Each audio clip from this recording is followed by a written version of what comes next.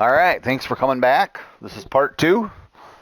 Just want to give you some more tips, tricks, if I can, and just some basic information to make sure you're aware of that might help you in some matches. First thing I'm going to do, go into World 2 here, and the Arena Brawl matches, I found a little bit of a cheat, if I can get it to work. I've done it many times.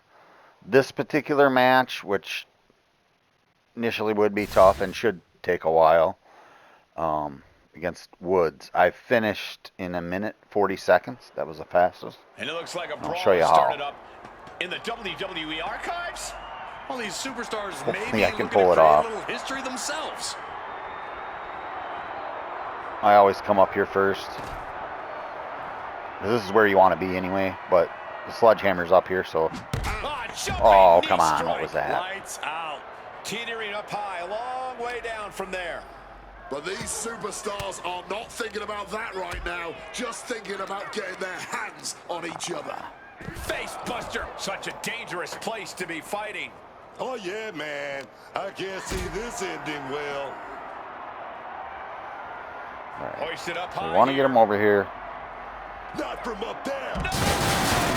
Okay, he's in danger. We just saw a damn human being. A lot of times they'll jump up right away. Sometimes you can do the wake up taunt. Look out! I don't see them getting up There you after go. that. And with good reason. That So we'll see how much time that was.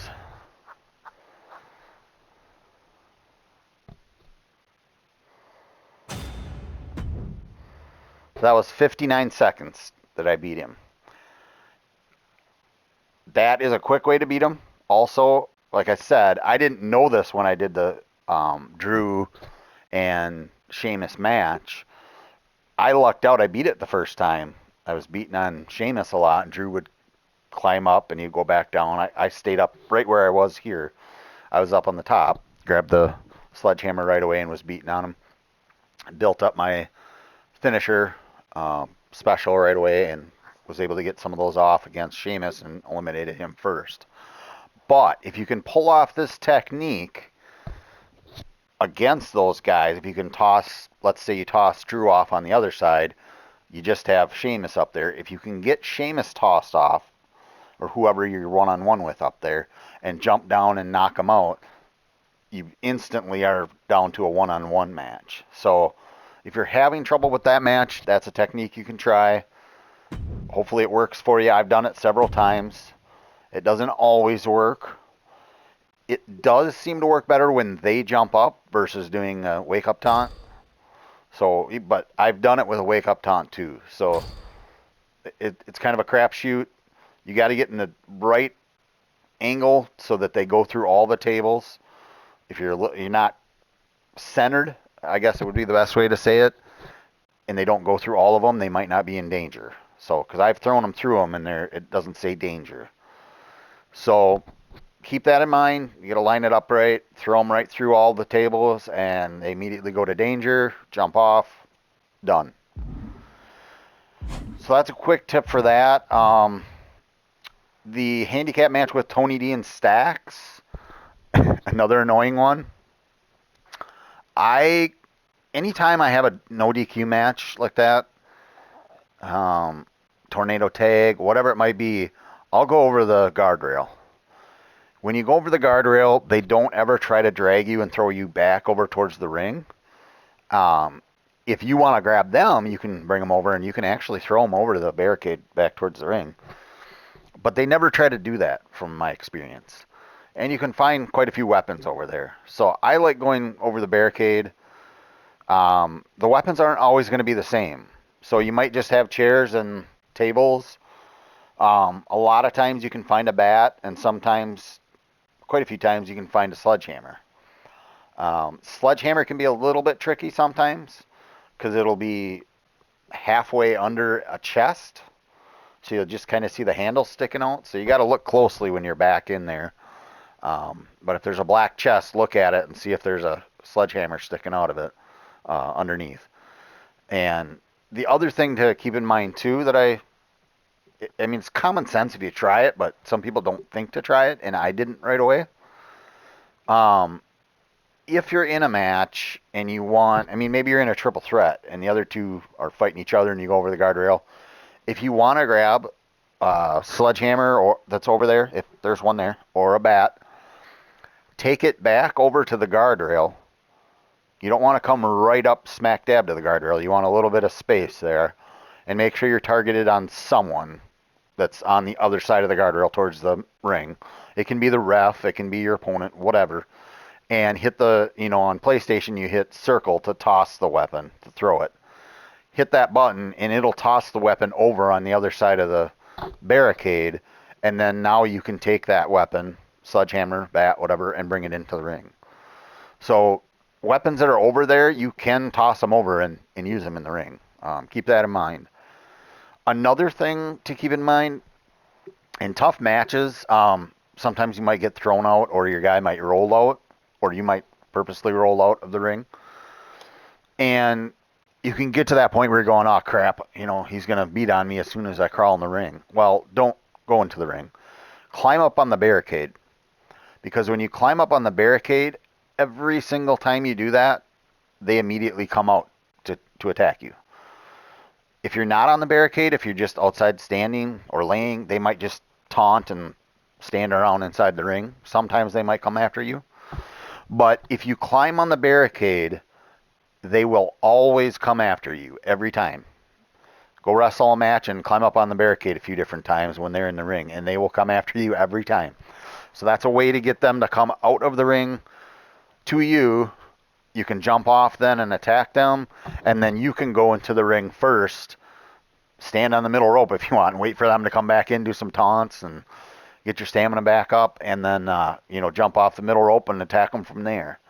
But you don't have to take the risk of going into the ring when they're already in there and having them attack you, because you can get them to come out to you.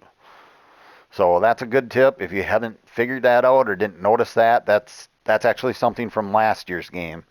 Climb up on the barricade, and they, for whatever reason, they always come out after you. Another tip that people didn't figure out right away last year is the announce table. If there is an announce table, which there usually is by the ring. The announce table, you can put people on the announce table. You obviously have to go over to it and press L1 first to rip off the front of it or top of it, Once you do that, you take your person, you lean them on it, and then it's the same thing as if you were lifting someone up onto the top rope to do a top rope move. You just hit the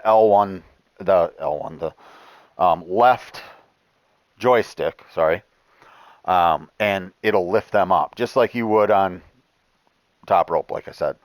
So if you hadn't figured that out, if you didn't know you can lay them on there, you can. Then you can go into the ring and do a dive off the top rope onto the table.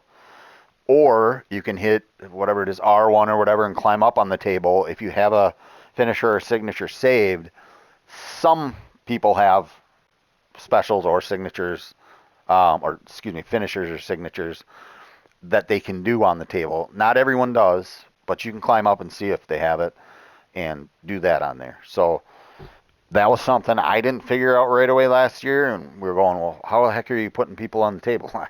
I can lean them, but I can't get them up on there. Well, it's just the joystick, the left joystick, same one you use to put a person up on the top rope. So keep that in mind.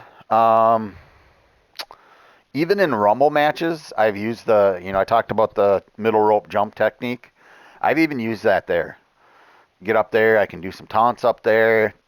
As soon as someone starts walking towards me, I make sure I have my target aimed on them, jump off, tack them, and get back into it. I'm not always sitting back in every match like that. I don't want it to sound like that, but it's a technique that works a lot, and it works very well. So I would say in weekly towers, don't always look at the matches and think they're incredibly hard, because I have found that some look like they're going to be hard, and then they're not.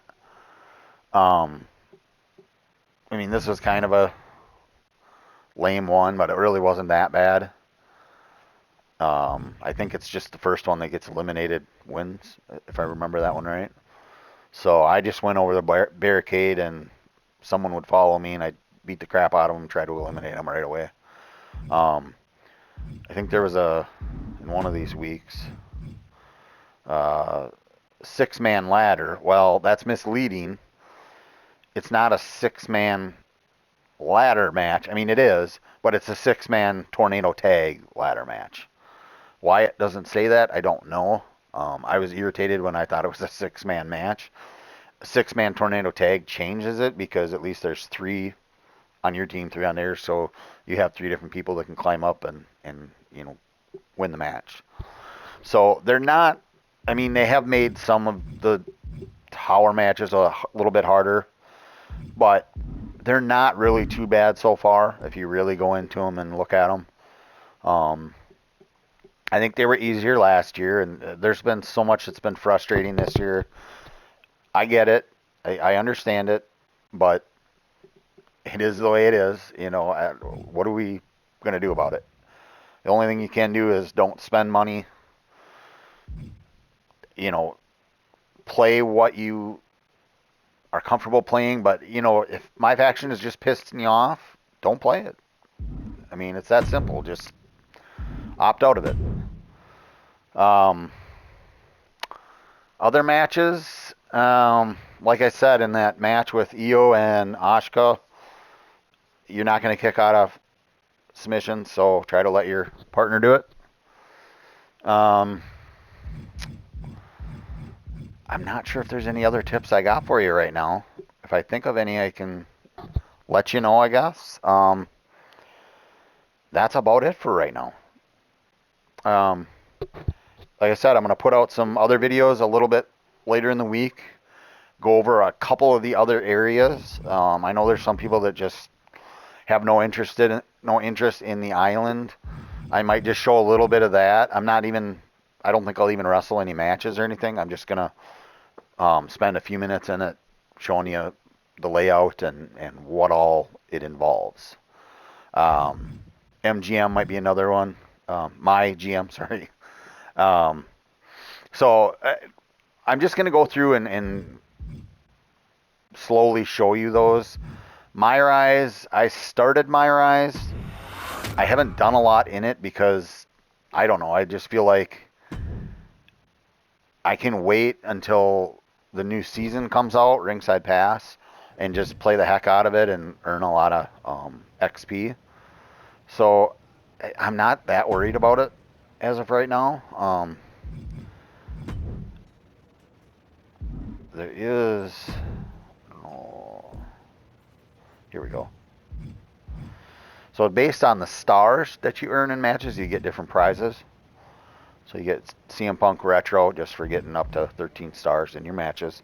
So you get 5 stars one match, you get 3 stars the next match, that's 8 stars. They just keep adding up. Liv Morgan jacket, and then there's more wrestlers. There's a lot of them are the fake made up names that nobody really cares about. The Lock, again, another fake one. Alundra Blaze, solid card, I'm sure. It takes 98 stars, so you got to play several matches.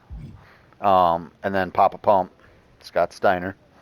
So there are some good prizes, some good cards you can win if you play MyFaction. If you don't, you might not want it, but for me, if you're someone that doesn't like to create a wrestler, we're in the same boat, because I don't either. I just take a template that they have and use it. I don't tend to spend a whole lot of time